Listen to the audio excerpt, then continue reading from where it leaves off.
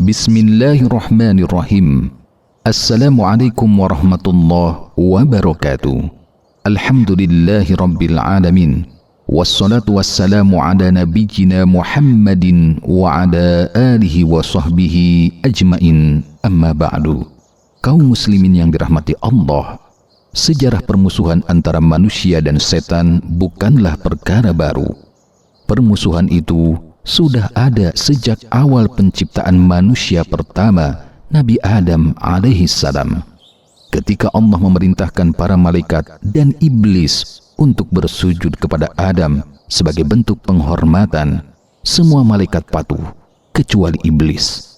Ia enggan dan sombong, merasa lebih mulia karena diciptakan dari api sementara Adam dari tanah. Maka Allah pun mengusirnya dari rahmatnya dan menimpakan laknat atasnya hingga hari kiamat. Namun sebelum diusir, iblis meminta penangguhan waktu agar dapat hidup sampai hari kebangkitan. Allah pun mengabulkannya. Sejak saat itu, iblis bersumpah untuk menyesatkan anak cucu Adam dari jalan kebenaran. Dia berkata, "Sungguh aku akan menghalangi mereka dari jalanmu yang lurus." Quran Surat Al-A'raf ayat 16. Sejak itulah permusuhan abadi antara iblis dan manusia dimulai. Iblis berjanji akan mendatangi manusia dari segala arah, depan, belakang, kanan dan kiri, untuk menyesatkan mereka.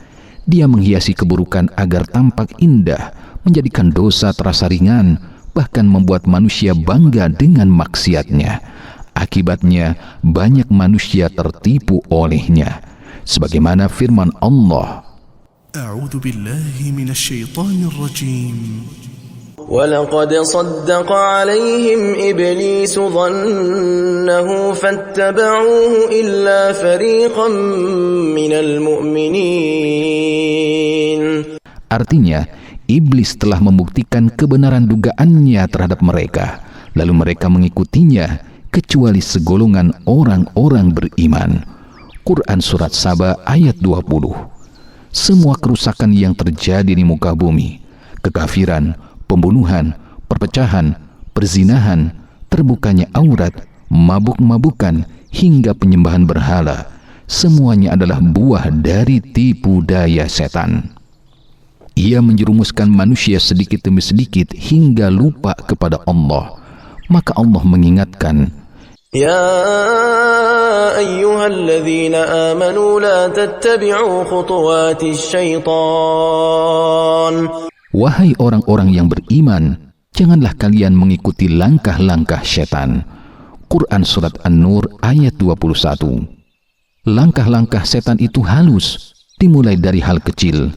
Dia tidak langsung mengajak kepada kekufuran, tetapi perlahan menumbuhkan cinta dunia, malas beribadah, menunda taubat, dan menuruti hawa nafsu, hingga akhirnya hati menjadi gelap, telinga tuli terhadap kebenaran, dan lidah berat menyebut nama Allah.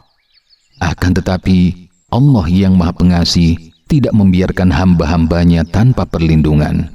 Allah berfirman yang artinya, "Sesungguhnya terhadap hamba-hambaku engkau setan tidak mempunyai kekuasaan." Quran Surat Al-Isra ayat 65. Maksudnya, setan tidak akan mampu menyesatkan orang-orang yang beriman dan selalu mengingat Allah.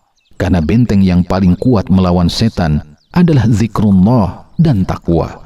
Maka setiap kali kita merasa dorongan untuk berbuat dosa, hendaklah segera berlindung kepada Allah, sebagaimana firman-Nya yang artinya, "Dan apabila godaan dari setan mengganggumu, maka berlindunglah kepada Allah." Quran Surat Fusilat ayat 36. Kaum muslimin rahimakumullah, pada hari kiamat nanti, setan sendiri akan berlepas diri dari semua pengikutnya. Dia akan mengakui bahwa janji Allah adalah benar, sedangkan janjinya hanyalah tipu daya. Dia akan berkata di hadapan seluruh manusia, "Janganlah kalian menyalahkanku, tetapi salahkan diri kalian sendiri." Quran Surat Ibrahim ayat 22. Namun penyesalan pada hari itu tidak lagi berguna. Maka sebelum tiba hari itu, marilah kita sadari bahwa hidup ini adalah medan jihad melawan hawa nafsu dan tipu daya setan. Jangan beri kesempatan sedikit pun bagi musuh abadi kita itu untuk menodai hati dan amal kita. Allah telah mengingatkan, Inna syaitana lakum aduun fattakhiduhu aduwa. sesungguhnya setan adalah musuh bagi kalian, maka jadikanlah dia sebagai musuh. Quran Surat Fatir ayat ke-6. Setan tidak akan pernah berhenti menyesatkan sampai ajal menjemput kita. Maka jangan pernah lengah. Perbanyaklah zikir, bacalah Al-Quran, jaga sholat, dan bersungguh-sungguhlah dalam bertaubat.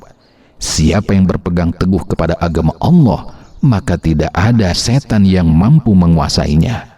Semoga Allah menjadikan kita termasuk golongan hamba-Nya yang selamat dari tipu daya setan, kokoh di atas kebenaran, dan mati dalam keadaan beriman. Amin ya rabbal alamin. Wallahu a'lam. Wassalamualaikum warahmatullahi wabarakatuh.